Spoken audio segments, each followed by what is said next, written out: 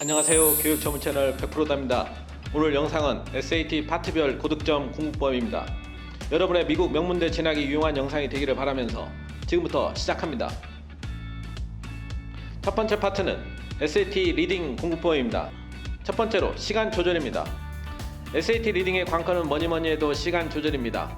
지문의 양이 많기 때문에 자신만의 전략을 세워서 최대한으로 시간을 줄일 수 있는 방법을 찾으셔야 합니다. 자신 있는 지문부터 읽기. SAT 리딩은 다음에 4개 분야에서 출제됩니다. 이 4개 분야에서 5개 지문이 출제되는데 그렇다면 하나의 분야가 2번 나오는 것입니다. 때문에 자신이 가장 강한 분야를 먼저 풀고 그 다음에 다른 분야로 넘어가는 것을 추천드립니다. 자신 있는 분야부터 빠르게 끝내고 시간을 최대한 확보한 후 덜 강한 분야를 공략해야 상대적으로 안정감 있게 문제를 풀 수 있습니다. SAT 리딩 점수를 올리려면 텍스트와 맥락을 올바르게 이해하는 것이 필요합니다. 지문 전체를 읽기 전에 무엇을 중심으로 봐야 하는지 알아야 합니다. 지문을 읽기 전 프롬프트를 먼저 읽는 습관을 들여야 하는데요. 예를 들어서 이런 질문이 있습니다. 그러면 저자의 주장에 해당하는 부분이 글의 핵심 내용입니다. 이 내용에 초점을 맞춰 읽으면 글을 알맞게 이해할 수 있겠죠? 글의 핵심 내용을 잘 이해했는지 체크하는 것이 리딩 점수에 도움이 됩니다. 두 번째로 SOAPS를 통해 글을 이해하기입니다. SOAPS는 글에서 중요한 요소인 스피커, 어케이전, 오디언스, 퍼포즈, 서브젝트를 말합니다. 리딩 점수를 잘 받기 위해서는 SOAPS를 통해 메인 아이디어를 정리하는 게 중요합니다. 스피커, 화자 또는 작가. 화자 또는 작가는 텍스트의 창작자입니다. 작가에 대한 정보를 아는 것이 중요합니다. 단순히 작가의 이름을 나열하고 외우는 것이 아니라 작가의 삶이나 창작물에 대해서 알고 있으면 그 작가가 그래서 어떤 장치를 사용해 어떤 이야기를 전하고자 하는지 이해할 수 있습니다. 어케이전, 이유. 글이 창작된 이유를 아는 것도 중요합니다. 텍스트 안에서는 항상 단서가 있습니다. 작가가 왜 이 글을 썼는지 짐작해 하는 최근 이벤트나 경험이 언급되어 있다면 이를 통해 어케이전을 파악합니다. 오디언스, 독자.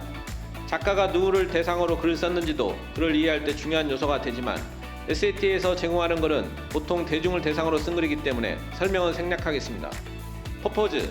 작가가 글을 통해 전하고자 하는 메시지는 무엇인가? SAT 에세이 텍스트는 정보를 담은 글이기보다는 설득하는 글인 경우가 많습니다. 읽는 사람에게 몇 가지 포인트에 대한 정보를 주겠지만 핵심 내용은 그게 아닙니다. 글을 쓴 목적이 가장 중요합니다. 서브젝트, 주제, 글의 메인 아이디어입니다. 1번에서 언급했던 것과 같이 글을 읽기 전 프롬프트를 보고 주제가 무엇인지 글을 읽기 전에 파악할 수 있습니다. 자, 다음 파트는 SAT 라이팅의 공부법에 대해서 말씀드리겠습니다. SOAPS를 이용해서 글을 읽었다면 글을 쓸 준비가 되어 있습니다. SOAPS로 분석한 글의 내용을 자신의 관점에 녹여 글을 작성한다면 훨씬 좋은 글이 됩니다. 글을 꼼꼼히 읽고 자신의 생각을 정리한다면 SAT 에세이에서 좋은 점수를 받을 수 있습니다. 즉, 글을 쓰기 전 플래닝이 굉장히 중요합니다. SAT 에세이를 채점하는 3가지 기준은 분석력, 독해력, 그리고 작문 실력입니다. 최고 점수를 받기 위해서는 이 3가지 항목에서 모두 고득점을 받아야 합니다. 때문에 이 3가지 항목을 어떻게 하면 모두 충족시킬 수 있는가에 대한 조언을 해드립니다. 첫 번째, 디테일에 주목하라. 에세이 채점관들은 여러분이 누구인지도 모르고 또 각각의 에세이에 할애할 시간이 단 몇 분이기 때문에 깔끔하고 논리 정연하게 쓰여진 글들이 당연히 그들의 눈에 쉽게 띌 수밖에 없습니다.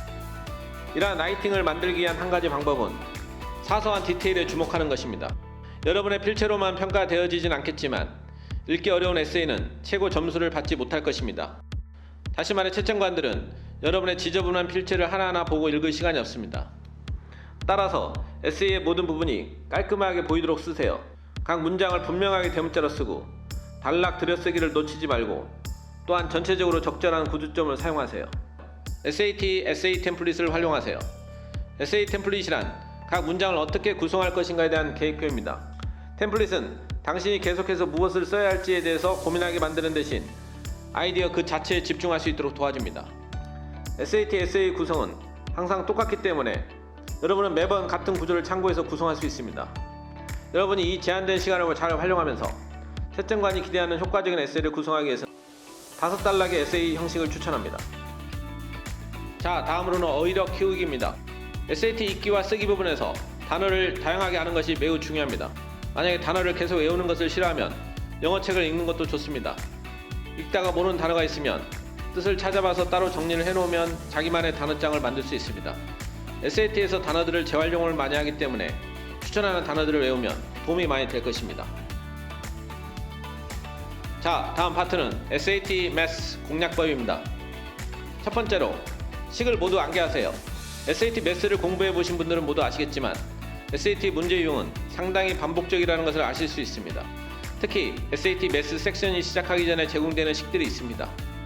이 공식들은 문제에서 반복적으로 나오는 식들입니다. 공식이 앞에 제공됐다고 해서 외우지 않은 학생들도 많이 보았습니다. 하지만 시간을 단축하기 위해서 식을 외우는 것은 거의 필수적이라 보시면 됩니다. 다음으로는 수학 문제를 풀 때 과정을 적어야 됩니다. 많은 분들이 시간을 절약하기 위해서 과정을 최대한 적지 않고 머리로 풀려고 하는 분들이 많이 있을 겁니다. 하지만 그렇게 하면 실수를 할 경우가 많이 있습니다. 문제가 많이 쉽다고 하더라도 직접 문제 푸는 과정을 적으면 실수를 더 쉽게 잡아낼 수 있습니다.